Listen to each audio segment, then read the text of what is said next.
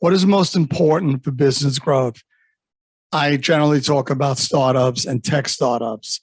And the number one driver that is making this growth happen is the mindset of the CEO. But in the last 6 months to 9 months, I've seen so much fear in tech startup founders that they have to sell that I just have to talk about it.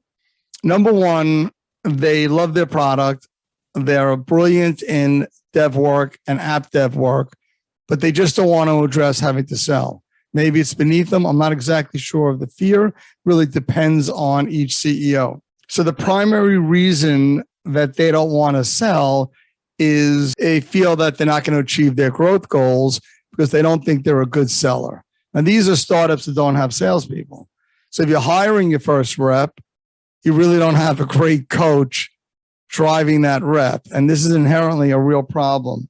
These CEOs that I talk to and that I read about and that I've met and I've networked with them, they don't want to seem like they're incompetent. They don't want to be vulnerable. They don't want to be foolish. They get into this whole psychological thing about underachieving. Sounds silly, but it's not, because selling is all about dealing with emotional rejection and behavioral control and behavioral attribution. It has really nothing to do with running finance and running product, which CEOs do, and they do well and they enjoy it. There's another problem that the CEOs have this big fear of digital marketing and digital selling. Yeah, it's complicated. I mean, I get it. People listening to this get it, but these CEOs don't really understand it. And there's a lot of mechanics. And because of that, it's the fear of the unknown. Now, if you've built a startup and you're doing, several $1 million and you're bringing on 1 or 2 of your first reps or you're selling in the US, you have a lot to lose. So there's a lot of fear riding on, well, what happens if it doesn't work? And again, the driver or the coach of this first rep is the founder. And that inherently is a problem.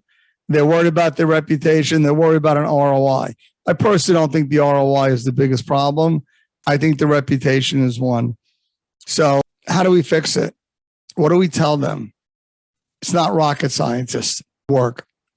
Number one, map the customer journey.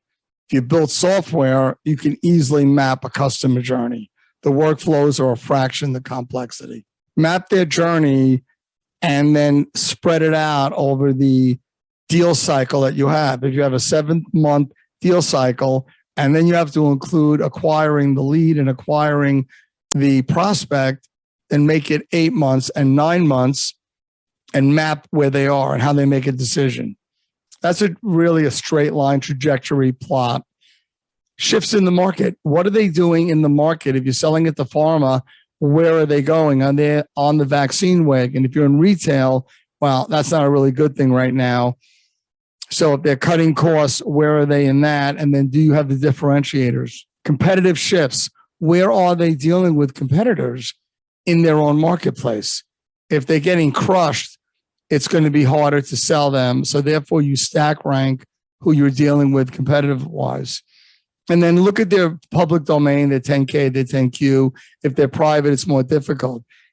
Analyze and bring your best analytic thinkers and treat this exercise as if you're building a giant development project, and master it and plot it. The fear goes away, the anxiety goes away, and then you can execute. And then if you hire a salesperson, you're a better coach. And if you're going to sell yourself, then you have a roadmap. This is Ed Golod, Straight Talk. Thanks for listening.